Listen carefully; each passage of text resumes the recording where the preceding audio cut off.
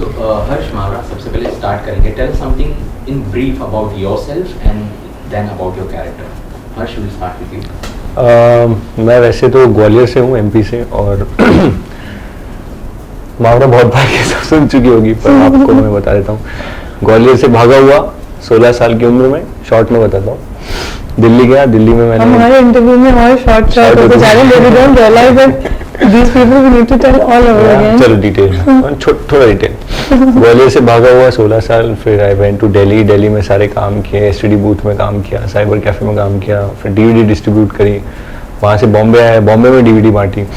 फिर यहाँ पे ऐसी दोस्त ऑडिशन करने जा रहा था, रूममेट, तो उसके साथ चला गया पैदल, और महाड़ा में ऑडिशन दिया. वहाँ पे मुझे एक टीवी शो मिल गया. टीवी शो मिला तो वो आर्मी शो था.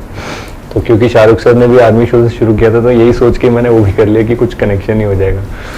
फिर वो किया. साउथ में पहली फिल्म मिली, वहाँ पे पहली फिल्म मिली, और उसके साथ फिर दूसरी, तीसरी, चौथी, करीब 8-9 फिल्में मैंने साउथ में करी हैं. और एक बैरी जॉन सर जिन्होंने शाहरुख खान को सिखाया, उनसे मैंने ट्रेनिंग भी करी थिएटर की जब मैं बॉम्बे में था. वो भी इसलिए करी क्योंकि शाहरुख सर ने किया है, तो एक और कुछ ऐसी सोचा कि कुछ हो जाएगा कनेक्शन. फिर बॉम्बे आया. बॉम्बे में मुझे जॉन इब्राहिम सर के यहाँ से कॉल आया. वहाँ पे 17 को शादी की कास्टिंग चल रही थी. वहाँ पे मेरा फिर वहाँ सिलेक्शन हुआ. वो फिल्म मैंने शूट करी. फिर वापस गया हैदराबाद. फिर सनम तेरी कसम के ऑफिस से कॉल आया. और फिर राधिका राव, विनय सबरू, ये ऐसे डायरेक्टर्स हैं जो म्यूज़िक वीडियोज़ में दे एक्सपर्ट्स. इनका तो एक्सपर्टीज़ इस चीज़ में है कि एक्टर्स को बहुत अच्छे से ये लोग प्रेजेंट करते हैं. और इन्होंने करीब 70 ब्लॉकबस्टर गाने दिए हैं. दबंग के गाने इन्होंने किए हैं, प्रेम रतन धन पायो के. तो मैं तो इससे अच्छा लॉन्च, इससे अच्छा ब्रेक हो ही नहीं सकता कि एक नए एक्टर के लिए आप ऐसे एक्सपर्ट्स के साथ काम कर रहे हैं. तो सनम तेरी कसम की कास्टिंग हुई और मुझे फिर मावरा मिली. और फिर मावरा बताएंगे आपको. उसके आगे बताऊँ कि मैं शुरू से बताऊँ? आप अपना बताइए. मैंने फिर आपको मावरा बताएंगी, तो मैंने शायद कंटिन्यू करें. मुझे कभी कभी लगता है कि हर्ष की स्टोरी के सामने मेरी स्टोरी कुछ ज़्यादा इंटरेस्टिंग है. I was 8 when I was doing dramas in my school.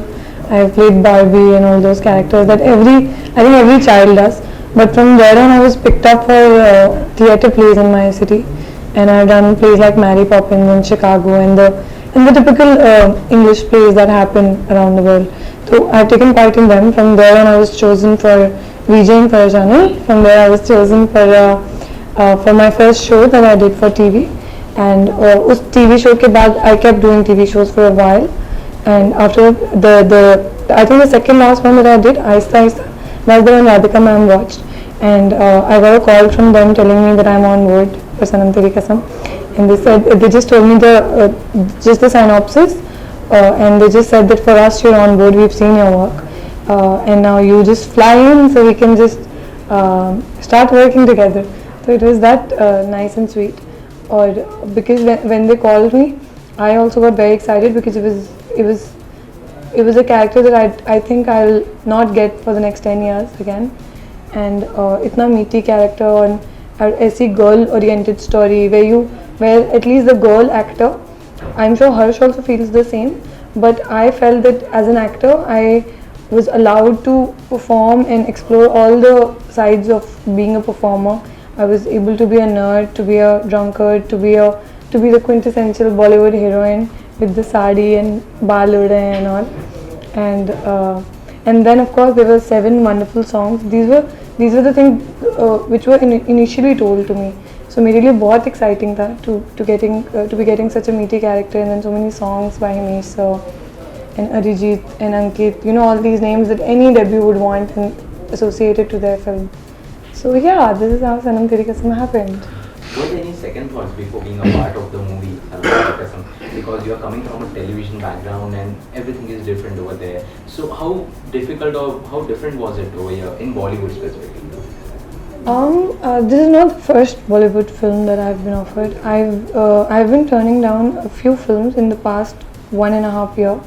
और उसकी reason सिर्फ ये थी कि मुझे because I was doing such content oriented work in my country, and I and I was given roles and I was applauded for my performances. तो मुझे कभी भी ये नहीं लगा था कि I can just go and be the eye candy next to a big hero and just look pretty and get away with it. मुझे हमेशा पता था if I'll do that, I probably will not be as appreciated as I am for my performances in the serials. So when Sanam Teri Kasam was offered to me, I looked at it the same way as I looked at the previous scripts, which I turned down. So obviously, this script had everything that any actor would want to do in their debut. That's अभी मैं आपको यही बता रही थी कि I think किसी भी एक्टर को ये सबसे इम्पोर्टेंट ये होता है कि वो परफॉर्म कर पाए, वो लोगों को बता पाए कि उसके अंदर कितना पोटेंशियल है to some extent. And second बात ये होती है कि आपकी प्रेजेंटेशन अच्छी हो. And Radhika ma'am and Vinay sir are known for brilliant presentations. There are no second thoughts about that. They have looked, they have made new girls look as great as they've shot Salman sir and you know like छोटे लोगों की start से लेकर बड़े नामों तक they have made everyone look very very nice. So presentation पे तो कोई second thoughts हो ही नहीं सकते. And फिर script of course इतनी अच्छी थी तो I don't think any second thoughts. Great. Harsh, हम देख रहे हैं पोस्टर पे you are floating your body in a very unusual manner. जैसे हम जी. दूसरे फिल्म में देखते हैं, सलमान की बॉडी देख चुके हैं, शाहरुख भी थोड़े थोड़े हमारी फिल्मों में करते हैं. तो was it मतलब you wanted to do it or it was just a tribute to some of your actors or something like that? नहीं, ट्रिब्यूट देने के लिए बॉडी बनाना मतलब मैं इतने ऐसे घर से तो नहीं आता हूँ मैं कि मतलब इतना शौक हो मुझे किसी चीज़ का. It was plainly the requirement of the film, plainly the requirement of my directors. उनका एक विजन था, एक जैसे उन्होंने सरू के लिए मावरा को कास्ट किया और इसी तरीके से उनका इंदर जो मेरा कैरेक्टर का नाम है उसके लिए उनकी एक सोच थी और एक विजुअलाइजेशन था जिसको रियल लाइफ में लाने के लिए काफ़ी काम करना पड़ा उस पर. अगर आप मेरा पिछला काम कई लोगों ने अगर देखा होगा तो वो देखते होंगे कि इस फिल्म में I am looking very different. वो इसीलिए क्योंकि मेरे डायरेक्टर्स ने वो विजुलाइज़ किया, उसी की वजह से उन्होंने मुझसे बॉडी की रिक्वायरमेंट भी उन्होंने मुझे बताई और उसके लिए मैंने बनाई. मुझे बिल्कुल शौक नहीं जिम जाने का और डाइट करने का, लेकिन इट्स ओके उनको भी बताएं because it's a tough thing. It's a tough thing. अगर आप डाइट करते हैं तो बहुत मुश्किल होती है, थोड़ा थकान होती है दिमाग. But I think हर्ष बहुत religiously जिम भी जाता है और डाइट भी करता है. हाँ, if you're doing, if so you, I think अभी मैंने बहुत क्लोजली देखा हर्ष को ना, I couldn't tell कि हर्ष को शौक नहीं है. तो अगर हाँ, if you I give think me that's how religiously you've done it. अगर आप मुझे एक काम देंगे, एक टास्क देंगे और अगर मैं जिस बैकग्राउंड से आता हूँ और जिस तरीके से मैं निकल के यहाँ तक पहुँचने के लिए मैंने सब कुछ किया है और आगे भी करता रहूँगा, तो ये तो बहुत छोटी सी चीज़ है. अगर आप मुझसे कहेंगे सिक्स पैक बना लो तो मेरे लिए मेरे लिए ब्लाइंडर्स लग जाते हैं और मुझे सिर्फ वही दिखता है कि मुझे ये चीज़ करनी है. फिर अगर आप मुझसे कहेंगे परफॉर्मेंस हमें इस तरीके की चाहिए तो फिर ब्लाइंडर्स लग जाएंगे, मैं परफॉर्मेंस की तरफ ध्यान देने लगूँगा. तो उसी तरीके से ये मेरे लिए एक टास्क था और मुझे दिया गया था और it was absolute pleasure to do it, to reach this physical visual. It's a visual medium और आप यहाँ तक आपको अपनी फिजिक को एक लेवल पे लेके आना होता है जहाँ पे it looks good on the camera. Please tell us something about your characters in the film. सरू के कैरेक्टर की बहुत सारी लेयर्स हैं.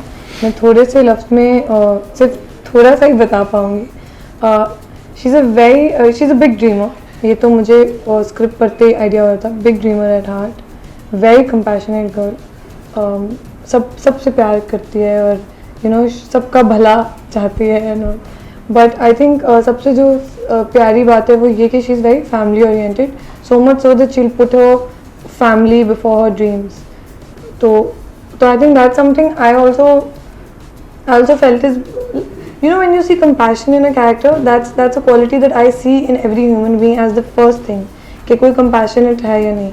तो मेरे फिल्म के कैरेक्टर में अगर मुझे ऐसे लगेगा कि वो कैरेक्टर compassion से ही बनाया गया है तो obviously मेरे लिए बहुत exciting था. और उसके अलावा लेयर्स उस तरह तो हैं ही, बट विजुअल में भी बहुत लेयर्स हैं कि पहले आप एक नर्ड लुक है, फिर बॉलीवुड लुक है. I keep calling it the Bollywood look, तो इसके अलावा मुझे उसकी कोई डिस्क्रिप्शन समझ में नहीं आती है. सो आई थिंक या इट वाज फन प्लेइंग सरू. इंदर जैसा आप देख सकते हैं कि एक इतनी सुंदर लड़की के ऑपोजिट एक उतना ही रफ कुछ रखना पड़ेगा to make the frame equal. क्योंकि तो उन्होंने मुझे पूरी तरीके से रफ जितना कर सकते थे उतना किया है बाय द फिजिकलिटी और the rawness of the character. और जैसा हम लोग नॉवेल्स में पढ़ते आए, मैं तो नहीं पढ़ता हूँ लेकिन जो मैं सुनता आया हूँ, लोग जो बात करते हैं, जो एक कोमल सी प्यारी सी एक लड़की और उसके ऑपोजिट एक रॉ इंट्रोवर्ट सा साइलेंटली रोमांटिक सा लड़का, तो वैसा लड़का इंदर। एंड जैसा मैं हमेशा बोलता हूँ कि मैं डायरेक्टर्स का जो विजुअलाइजेशन था उसकी वजह से मुझे बहुत इजी हुआ वो प्ले करने। But I would also like to add कि मैंने अपने डैड की बहुत कॉपी करी है इसमें। और मुझे मेरे लिए हमेशा वो बहुत बड़े एक हीरो थे, हालांकि वो फिल्मी बिल्कुल नहीं थे। उन्होंने कोई फिल्मी काम ज़िंदगी में कभी नहीं किया। Just the way use to stand, जैसे वो बैठते थे, जैसे आप जैसे खड़े, तो आपका एक स्टाइल है खड़े होने का, वो जैसे खड़े होते थे उनका एक स्टाइल होता था, दोनों हाथ ऐसे रख के, कुछ तो अजीब सा वो उनके हाथ ऐसे रहते थे फॉर्म। तो वो चीज़ मैं हमेशा अनकॉन्शियसली मैं शायद नोटिस करता था। और कई जगह इंदर में मुझे लगता था कि डैड क्या करते हैं तो मैंने अपने डायरेक्टर्स को भी कहा कि मैं I would like to imbibe a few things. तो उन्होंने वो काफ़ी खुश हुए एंड आई होप डैड थोड़े से झलके हैं इस कैरेक्टर में। एक और चीज़ हम देख रहे हैं, a love story sealed with a curse. जी, तो ये क्या एक डार्क साइड की तरफ फिल्म धीरे धीरे जाती है कि मतलब क्या है, अगर कुछ बताना चाहें आप दोनों? इस बोलिए। नहीं, आप कहिए। इट्स ऑन द प्रेमाइस, जो एक लव स्टोरी होती है उसके खूबसूरत पार्ट्स तो हम लोग देखते ही हैं और आप लोग ट्रेलर में भी देख रहे हैं, गानों में भी देख रहे हैं। लेकिन एक जो रियल लव स्टोरी होती है उसमें एक पेनफुल पार्ट भी होता है, और which is the more real part. उस पेनफुल पार्ट को कितनी खूबसूरती से दिखा सकते हैं, now that is the skill and which my directors are experts in, as she said, they masters in this. तो जो एक रियलिस्टिक एक लव स्टोरी होती है, और रियलिज्म में जो पेन होता है, जो एक प्रॉब्लम होती है, जो एक ऑब्स्टिकल होता है लाइफ का, वो उसे कर्स, एक बद्दुआ, जैसे तेरा जाना जैसे कोई बद्दुआ जो फिल्म में जो लाइन है गाने में, तो वो जो बद्दुआ है वो क्या है और वो फिल्म में किस तरह से आती है और किस तरह से हम दोनों उससे जूझते हैं। That's why you see the tagline love story sealed with a curse. Mawra, आप कितनी सहमत हैं? बिल्कुल पूरी तरह सहमत हूँ। एक्चुअली अगर आप जो टाइटल ट्रैक है हमारा सनम तेरी कसम, वो बिल्कुल एप्ट इंटरप्रिटेशन है ऑफ द स्टोरी, जो हर्ष ने भी बोला कि तेरा जाना जैसे कोई बद्दुआ। So that's the love story sealed with the curse. और मुझे ऐसा लगता है कि राधिका मैम और विनय सर जो हैं, हम अक्सर डिज्नी की स्टोरीज देखते हैं और हम उसमें एक स्टोरी देखते हैं बड़ी प्यारी सी, और उसके बाद वो एक पॉइंट पे जाके एंड हो जाती है जहाँ आता है कि they lived happily ever after. होता क्या है कि वो दिखाते नहीं है। So I think Radhika ma'am and Vinay sir, they are a blend of Disney and real life. That's what they create. That's what I feel that they create. So जितनी Disney moments हैं इस पिक्चर में, जिस तरह मुझे बहुत अच्छा लगा भालू गर्ल बन के, और मुझे बहुत अच्छा लगा खींच मेरी फोटो करके, और यू नो जितने भी प्यारे प्यार से भरे हुए मोमेंट्स हैं, और मैं तो उन्हें डिज्नी मोमेंट्स ही कहती हूँ अपने लिए, तो वो हैं। उतना ही फिर यू नो लेटर हाफ में आप देखेंगे कि दिखाया है कि उस स्टोरी का अब रियलिटी से कितना ताल्लुक है, और जो हर्ष कह रहे हैं कि उसको, लेकिन उस ट्रेजेडी को, उस पेन को कितनी खूबसूरती से उन्होंने डिलीवर किया है। That's something I really can't wait कि लोग कब देखेंगे उसको। So yeah it is a love story sealed with a curse, but so beautifully shot. दिल का जब भी मामला होता है मुझे लगता है कि दर्द वहाँ पे होता ही है, और दर्द थोड़ा सा ट्रेजिक हो जाता है कभी कभी। दर्द इज रियल, दर्द नहीं दिखाएंगे तो आई डोंट थिंक कोई भी हमने से ऐसा जो मुझे देख रहे हैं या आप सब लोग कि बोले कि नहीं हमने तो कभी दर्द नहीं एक्सपीरियंस किया, हम तो बिल्कुल डिज्नी लाइफ।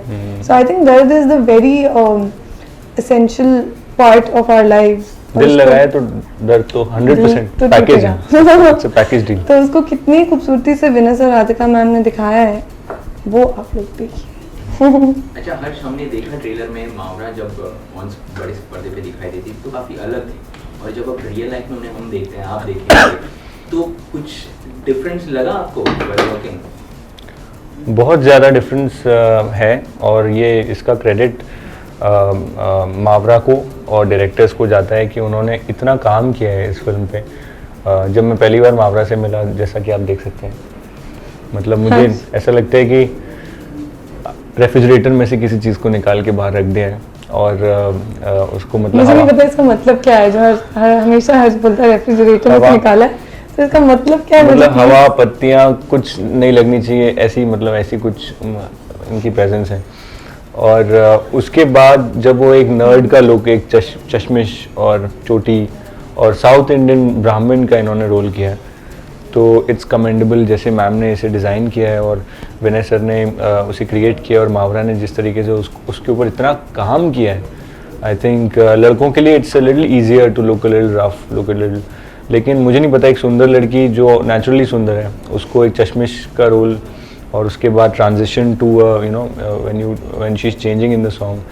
तो मेरा तो बिल्कुल उल्टा था इम्प्रेशन जब मैंने पहली बार देखा, और जिस तरह से काम किया मैंने सोचा नहीं था। मुझे लगा थोड़ी डेलिकेट सी होंगी, कहाँ मतलब मेरे को कहाँ कौन कैसे, बट द डेडिकेशन। और सबसे कमाल की बात यह है कि दिखती हैं तो ऐसी हैं कि मतलब वो जो प्रिंसेस एंड पी वाली जो कहानी है, 7 गद्दों के ऊपर भी कोई वो महारानी सोती थी, तो नीचे अगर 7वें गद्दे के नीचे एक पी होगा तो उनको मोच आ जाती थी। तो मुझे लगता था वैसी ही कुछ होंगी, लेकिन एक इतना एविडेंट इसमें एक प्रूफ है हमारी फिल्म में। एक स्केड्यूल था 30 घंटे का, उसमें से 22 घंटे मावरा बाथटब में थी। जो तेरा चेहरा गाना है जो फिल्माया गया था, वो एक हमारे पास सिर्फ 30 घंटे का दायरा था, और उसमें Mawra was in water in Cape Town in around 5-6 degree temperature, और उसमें ठंडे पानी में, और 22 घंटे, मतलब 2-3 घंटे बाद मुझे लगता है लड़के भी शायद अफेक्ट हो जाते, बट मावरा जो इतनी स्लेंडर सी स्लिम सी दिखती हैं, I think she is very strong. Mawra, आपको क्या रिएक्शंस मिला आपके फ्रेंड्स से when they saw you first time in such an avatar? Actually सबके लिए बहुत डिफरेंट है, क्योंकि firstly Indian, then South Indian, then Brahmin. It's something जो कभी लाइफ में मैंने एक्सप्लोर किया है, ना ही I have come across these people. तो when I met Radhika ma'am and soon after that I read the script, I realized that Saru is a reflection of her.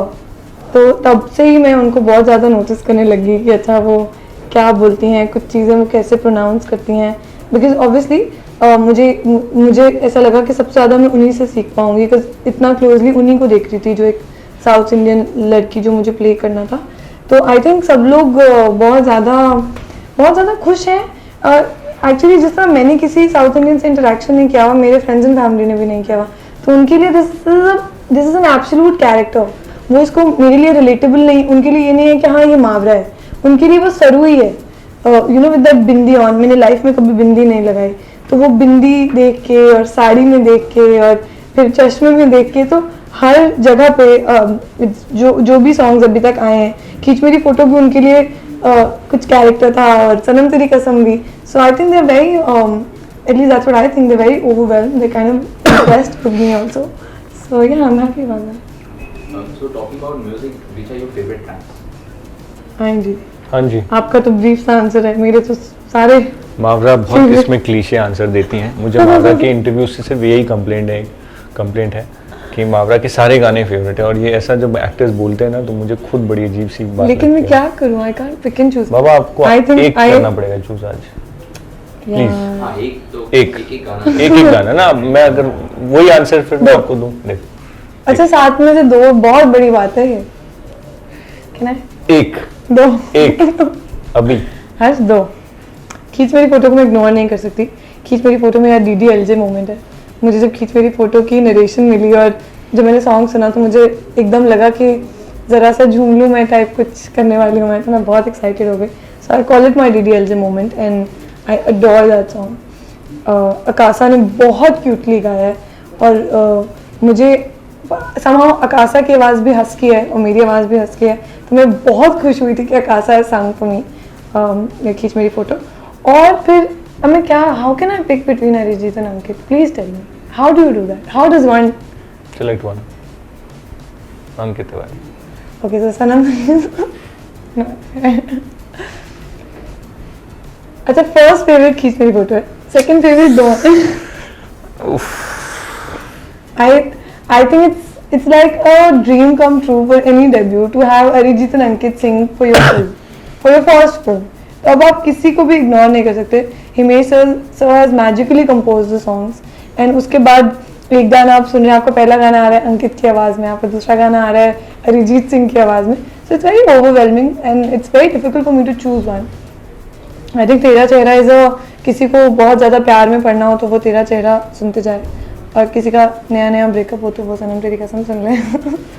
सो बहुत रेलिवेंट गाने हैं आप लोगों की लव लाइफ के लिए. आपको सही लगता है इनकी सोच जो उन्होंने कहा ब्रेकअप वाला गाना और वो था? देखिए ये ना, ये लड़की है तेरा जाना जैसे और कोई बद्दुआ, कितना बहुत रोएंगे romantic लोग, लड़की हैं. कितना रोएंगे, इनकी लेकिन कोई गर्दन बात मुझे छोड़ के चली गई, तेरा गलत तो हो जाना ही नहीं जैसे कोई सकती. बद्दुआ.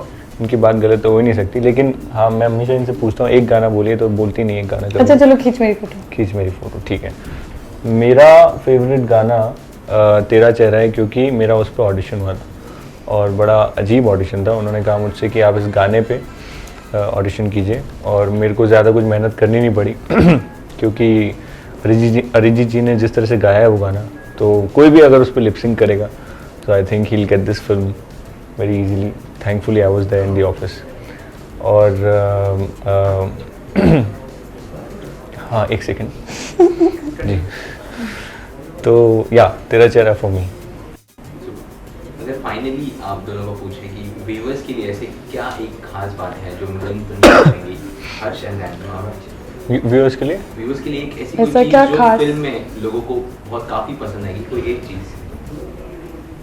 वेल आई स्ट्रांगली बिलीव कि अगर आज मैं आपसे पूछूंगा कि मुझे पतला होना है, और अगर मैं आपसे कहूँगा मुझे एक डाइट बताइए, आप मुझे डाइट बताएंगे और आप मुझे वर्कआउट बताएंगे, लेकिन मैं जब तक कन्विंस नहीं होऊंगा ना, मैं फॉलो नहीं करूँगा. मैं आपके सामने हाँ शायद बोल दूँगा, मैं घर जाके खाऊँगा वड़ा पाव. उसी तरीके से मैं मानता हूँ कि आज की ऑडियंस को भी आप कुछ भी दे देंगे, वो शायद हाँ बोल देंगे, लेकिन करेंगे वही जिस चीज़ से वो कन्विंस्ड हैं. तो मुझे लगता है कि मैं भी एज एन ऑडियंस, कोई भी फिल्म हो किसी भी लैंग्वेज में, मैं उस फिल्म का ट्रेलर देखता हूँ, 5 सेकंड में जज करता हूँ देखनी है या नहीं देखनी. उसके बाद उसकी जितनी चाहे प्रमोशन हो या जितनी चाहे प्रमोशन ना हो, आई विल मेक श्योर कि मैं कैसे ना कैसे वो फिल्म देख लूँ, क्योंकि मेरे दिमाग में एक बार चढ़ चुका है वो. वैसा अगर मैं काम में बिजी हो जाता हूँ, शायद पहले हफ्ते ना देखूँ, दूसरे हफ्ते ना देखूँ, बट मैं जाके देखता ज़रूर हूँ. और अगर मैं डिसाइड कर लूँ नहीं देखना है, तो चाहे जितना भी प्रमोशन क्यों ना हो, मैं नहीं देखता हूँ. तो इसी तरीके से मुझे लगता है कि हमारी फिल्म का जो ट्रेलर है और जो गाने हैं अगर लोग देखते हैं, तो मेरी अंदरूनी एक विश्वास है मेरा, जो मुझे कहता है कि उनको पसंद आएगा और वो जाके देखेंगे. लेकिन उनको ट्रेलर और 4 गाने ज़रूर देखने चाहिए. तो मेरी रिक्वेस्ट उनसे ये है कि आप ट्रेलर और 4 गाने देखें और खुद डिसाइड करें. लेकिन हमारी मावरा कुछ और कहना चाहती है. मुझे ऐसा लगता है कि मैं इस बिलीफ पे आई हैव ग्रोन अप कि जो भी चीज़ आप अपने 200% पोटेंशियल उसमें डाल के करेंगे ना, तो वो चीज़ हमेशा, मैंने एटलीस्ट ये एक्सपीरियंस किया है कि वो सक्सेसफुल होती है. On this set I have seen everybody put in their all in the film. There is not a single person who would say that no I was not all in, I was saving a little. ऐसा कुछ नहीं है. And हमारी सबसे बड़ी strength हमारी hard work and conviction and honesty ही है. इससे ज़्यादा कुछ एक इंसान के अंदर इससे ज़्यादा कुछ नहीं होता. तो वो सब हमने इस फिल्म में डाल दिया है. And obviously I would want the audience to go and see the trailer. I am very confident that if they'll see the trailer, they will go and watch the film. So yeah, the film is coming on the 5th of Feb, and I would want you all to watch it. Super. Thank you so much for talking to us and all the best. Thank you. तो sir, सनम तेरी कसम film का नाम है, किस तरह से जहन में आया ये सबसे पहले तो टाइटल? राधिका जी, मैंने हम लोग आज से कुछ साल भर पहले हम लोग एक फिल्म बना रहे थे विच वॉज इंस्पायर्ड फ्रॉम, मैंने फिल्म बनाने के प्री प्रोडक्शन के प्रोसेस में थे, जिसका which was inspired from brother Grimm Snow White और उस वक्त हम लोग एक then we came across a subject which was requiring newcomers and फिर जब नए लड़का नई लड़की की एक कहानी होती है ना, तो उसमें एक लव स्टोरी होती है, उसमें एक म्यूज़िक बहुत इंपॉर्टेंट रोल प्ले करता है तो कोई भी लव स्टोरी, जैसे मैंने प्यार किया है या क़यामत से क़यामत तक है या आशिकी 2 है, उसमें म्यूज़िक एक बॉडी एंड सोल होता है पिक्चर का तो जब हमने अभी पिक्चर का म्यूज़िक शुरू करने की शुरुआत की, तो हमारी पिक्चर की उस वक्त बेस लाइन हुआ करती थी, लव स्टोरी स्टील with a curse, you know, and we always wanted a title song which was based on curse, you know. तो कर्स का जैसे हिंदी में कहते हैं बद्दुआ, यू नो. तो मैं और राधिका सोच रहे थे कि बद्दुआ अपने आप में एक नेगेटिव वर्ड होता है, यू नो. तो उस पर एक हम लोग एक टाइटल सॉन्ग एक रोमांटिक फिल्म का कैसे बना सकते हैं, यू नो. तो उस वक्त हम प्रेम रतन धनपाल के गाने डायरेक्ट कर रहे थे उस दौरान, और हम हिमेश रेशमिया जी से मिले वहाँ पे, यू नो. और हमने हिमेश जी को बताया कि भाई हम एक लव स्टोरी बना रहे हैं और हमारा ये हमारा बेस लाइन है. तो उन्होंने बोला आप मुझे एक दिन दीजिए, फिर मैं आपके लिए कुछ बना के लाता हूँ. And then next day when he came, both of us were shocked that anybody can write such a romantic मुखड़ा. तेरा जाना जैसे कोई बद्दुआ, दूर जाओगे मर जाएंगे हम, सनम तेरी कसम.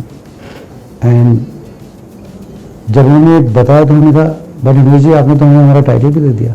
सो ये टाइटल सनम तेरी कसम एक्चुअली जो तेरा जाना जैसे कोई बद्दुआ, दूर जाओगे मर जाएंगे सनम Sanam Teri Kasam. So that's the end of that मुखड़ा जो हिमेश जी ने किया था, and that's how we got a title. And actually it is Himesh Reshammiya ji who give us the title. Talking about Himesh sir, music काफ़ी पसंद आ रहा है लोगों को, आपको भी पसंद आया. किस तरह से लोगों को क्या रिस्पांस मिला बॉलीवुड से खास करके? What's their response on such a beautiful? Himesh sir क्या है ना, हम जैसे मैंने कहा ना हमारी पिक्चर का जो बेसलाइन है love story sealed with a curse, and it's a tragedy, you know. और ट्रेजेडी का एक जो एक साउंड होता है ना, उसको क्रिएट करने के लिए हम लोगों को एक उन दायरों में रहना पड़ता है जिससे कि विच क्रिएट्स एक एटमॉस्फेयर बनाए और एक कहानी को एक आगे ले जाए इस तरह से कि वो मॉर्बिड ना हो और एक एंटरटेनिंग लगे, यू नो. हमें उस वक्त नहीं पता था कि तेरे नाम के गाने भी हिमेश जी ने किए हैं, but I think there is nobody better in the business to compose tragic songs than Himesh sir. I think my outstanding tracks is given us. Vinay sir, tell us something about the script of the movie. How did this become a crucial part, and how exactly did it evolve? जैसे मैंने कहा कि हम लोग उस वक्त actually we were planning of, अगर आप देखेंगे राधिका जी और मेरा काम सारा है ना, तो वो फेरी टेल्स से और फेबल्स से बड़ा इंस्पायर्ड रहता है. तो अगर आप चाहे लकी देखेंगे, we had shot it in Saint Petersburg और यू नो पैलेसेस एंड उसके बीच की कहानी होती है. या फिर आप या हम गाने भी जो डायरेक्ट करते हैं, अगर आप देखेंगे दबंग के गाने जैसे हमारे मस्त मस्त होना, उसमें सलमान के चश्मे के अंदर heart. So it's got a magical fairy tale quality to all our visuals, you know. तो हम उस वक्त आज से 8-9 महीने पहले, जब हम अप्रैल में शुरू करने जा रहे हैं picture which is inspired by brother Grimes snow white and 7 dogs, you know. तो उस वक्त हम वो पिक्चर बना रहे थे और एक दिन राधिका जी ने आके बोला देखो मैं सवेरे आज सो के उठी तो मेरे बिल्डिंग के बाहर वो 7th फ्लोर पे रहती हैं, तो टॉप फ्लोर पे बहुत शोर मच रहा था, ठक ठक हो रही थी. तो बोली मैं बाहर आई तो देखा चेयरमैन, सेक्रेटरी, ट्रेजरर सब लोग खड़े हुए हैं और वो जो टेरेस को जो दरवाज़ा जाता है उस पर ग्रिल लगा रहे हैं, लॉक कर रहे हैं पूरा, यू नो. तो शी सेड सर आप लोग क्या कर रहे हैं? तो बोले नाम क्या है ना आपको सब पता नहीं है. बिल्डिंग के जो यंग लड़के लड़कियाँ हैं ना, ये रात में जाके छत पे आपको, तो हमें इसको ज़्यादा कंट्रोल में लाना है सारा का सारा. सो शी टोल्ड मी देखो ना, बॉम्बे जैसे शहर में जहाँ पे लोगों को एक दूसरे को, हम लोग अपने नेबर्स को नहीं जानते हैं, हम लोग अपने कोई अगर एक्सीडेंट हो जाता है तो आदमी निकल जाता है साइड से, और जनरली इट्स अ कॉस्मोपोलाइट सिटी जो लोगों के पास वक्त की कमी है. बट जब सवाल आता है लवर्स का या जो प्यार करने वाले लोग हैं, तो उसका फिर पूरे सोसाइटी के लोग मिल मिला के वो गेट पे लॉक लगाते हैं, ताला ब्लॉक करते हैं. तो देखिए लवर्स को कंट्रोल करने के लिए कितना टाइम है. So it was the starting point of this love story. And Radhika ji और मैं बहुत दिनों से चाह रहे थे कि एक लव स्टोरी बॉम्बे में शूट करें, यू नो. कि एक डायरेक्टर का टेक होता है कि अगर आप कि we wanted to set a love story in Bombay, you know. So this became this incident which is a real life incident in our society became the starting point of the story, you know. And then we were in London shooting for a commercial. We happened to visit the Jane Austen Museum, you know. And Jane Austen, she's famous for those Pride and Prejudice and other books. And she creates a world which has got this brothers, sisters, marriages and all that world of Jane Austen, and set into this real life incident is what gave birth to the story, you know. And why to two newcomers for the film. It's a big movie. You both are directing it. So ये दो stars किस तरह से आए film का? Radhika and I have always work with stars actually देखा जाए तो फर्स्ट फिल्म में सलमान थे, फिर सनी एंड कंगना, सनी सर और कंगना थे। तो yes it was a decision for us कि हम लोग न्यू कमर्स के साथ जाएं कि नहीं जाएं। पर फिर जैसा कि मैंने डिस्कस किया कि जो हमारा कॉन्सेप्ट था it's the concept is about people forbidden love, a love which is forbidden by the curse, forbidden by the society. Now that love which is a forbidden love, a love which exists in the closed doors and the peripheries and all, looks good at a certain age group, वो एक उम्र में अच्छा लगता है और एक उम्र के लोगों के बीच में अच्छा लगता है, एंड एक उन लोगों के बीच अच्छा लगता है जिनकी कोई इमेज नहीं होती है, अब स्टार्स होते हैं उनकी एक प्री डिटरमाइंड इमेज होती है, so for us it became very important कि it was a very tough decision कि no let's take up what the script demand, and script demanded newcomers जो कि एक दूसरे को अगर कहें आई लव यू या तो वो फिर एक ऑनेस्टी और एक जेन्युइननेस निकल के आए। अच्छा, दोनों न्यू कमर्स हैं, हर्षवी और भावना भी। दोनों में से सबसे बेहतरीन एक्टिंग अगर आपके डायरेक्टर्स एक्टर्स तो कौन था उसमें, या दोनों जो भी आपने? No, I think both are fabulous. But before that, I'll try to tell you is, which is the answer to your last question is, both of them are actually casted on the merit. When you are taking a newborn and new girl, बहुत pressure आता है कि भाई किसी star सन को ले लो, star daughter को ले लो, स्टार सिस्टर को ले लो, जिससे कि जो भी कमर्शियल एस्पेक्ट्स होते हैं पिक्चर के वो फिर आसान होते हैं वर्कआउट करना। बट इसमें my producer Deepak Mukherjee and who came along and who said नहीं, आप जो मेरिटोरियस है उसको लीजिए, and then we had a big auditions and all in which Harsh and Mawra both which who suit the role we casted, and it all sprung up from where my producer Deepak Mukherjee said no, go for what is required for the role, and that's why both of them are excellent, and both of them just fit in the characters like and they are blank canvas, newcomer हैं, तो जैसा हम राधिका सनी भाई आपके friend हैं, उन्होंने trailer देखा या आपने उनके फिल्म का ट्रेलर देखा, कोई रिस्पॉन्स अगर हमारे साथ शेयर करना चाहें तो? But I'll tell you, it is so ironical. ये जो पिक्चर है ना सनम तेरी कसम, एक्चुअली सनी सर ने शुरुआत कराई थी। आई लव यू ईयर ख़त्म हो रही थी और सनी सर ने रशेस देखे, तो सनी सर ने बुलाया और उन्होंने कहा कि देखो he wanted Radhika and I to both direct film for Vijeta Films, and उन्होंने कहा तुम लोग, अब उनका नजरिया ये नहीं कि हम रिएक्शन नहीं कर सकते, पर उनका कहने का मतलब था कि हम लोग लव स्टोरी बहुत अच्छी बनाते हैं, तो उन्होंने कहा मैं चाहता हूँ कि तुम लोग विजेता फिल्म के लिए एक लव स्टोरी करो और बॉबी के साथ एक लव स्टोरी करो, एंड सो ये पिक्चर एक्चुअली सनी सर ने शुरुआत कराई थी। तो हम लोग जब लिखने गए, पर फिर क्योंकि वो लिखते लिखते पिक्चर के फिर जो कैरेक्टर्स निकल के आए और फिर जो एक एज ग्रुप में चली गई पिक्चर और फिर एक माहौल में चली गई, तो फिर वो वी कुडंट टेक बॉबी दो he is the most good looking boy in the circuit, but it is so ironical कि सनी सर ने ही ये पिक्चर शुरू करवाई थी और अब आ रहे हैं साथ में, तो it's nice I guess, but he is a big star, so I think Sunny sir के 2.5 किलो के हाथ से बच जाए हम लोग। ओके, फाइनली जो व्यूअर्स हमें देख रहे हैं उनको क्या कहना चाहिए एक ऐसी खास बात फिल्म के बारे में which will take them to the theaters to watch the movie? सनम तेरी कसम, of course it's a musical. Now Radhika और मेरा जो भी पिछले 12-13 साल से हमने किया है, तो एक हमारा एक जो म्यूजिक का एक जर्नी है वो है इस पिक्चर में, तो एक गाना is like a gem, and so music is of course the plus point, but एक like I said, it's an honest film, and it is picked up from an honest incident which happened in and around us, जो हम लोगों के आजू बाजू में होता है, तो एक सच्ची फिल्म है, एक honest फिल्म है, और and I think when you'll come to see the film, you'll realize and you'll connect with every small incident which is happening in the film, and एक सार जो पिक्चर का है वो जब हम लोग क्लाइमैक्स पे पहुंचे थे तो हमने एक सार ढूंढ रहे थे पिक्चर का, जो कि आप लोगों को भी महसूस होगा कि तो हम लोगों ने एक अमिताभ बच्चन जी की एक लेक्चर को सुना था,